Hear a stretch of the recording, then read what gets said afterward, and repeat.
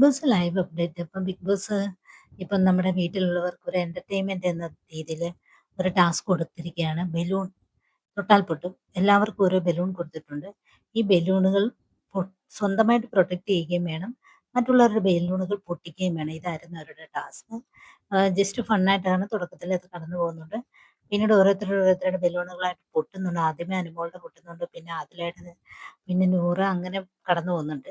പക്ഷെ അവസാനം വരെ നിൽക്കുന്നത് നിവിന്റെ ബലൂണ് നിവി തനിയെ പൊട്ടിക്കുകയാണ് കേട്ടോ. പുള്ളിക്കാരൻ തനിയെ പൊട്ടിച്ചിട്ട് പറഞ്ഞ്, ബിഗ് ബോസേ ഞാൻ സ്വന്തമായിട്ട് ആത്മഹത്യ ചെയ്തെന്ന് പുള്ളിക്കാരൻ പറയുന്നുണ്ട്. അതിനുശേഷം അവസാനം വരെ നിൽക്കുന്ന ആരൊക്കെയാണെന്നറിയോ?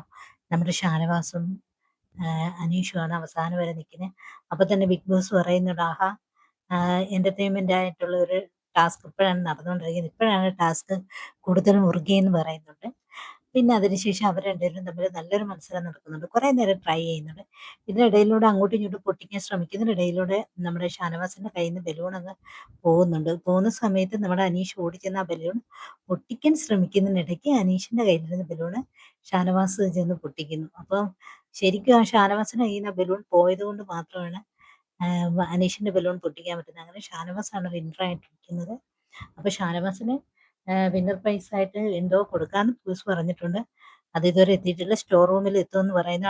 അൽഫാം ആയിരിക്കണമെന്ന് വീട്ടിലുള്ളവരെല്ലാം പറയുന്നുണ്ട്. ബിഗ് ബോസിനോട് പ്രത്യേകിച്ച് അൽഫാം വേണമെന്ന് പറയുന്നുണ്ട്. ചുമ്മാതെ ബിഗ് ബോസ് ഇപ്പൊ അവസാനിക്കാൻ പോവുകയില്ലേ.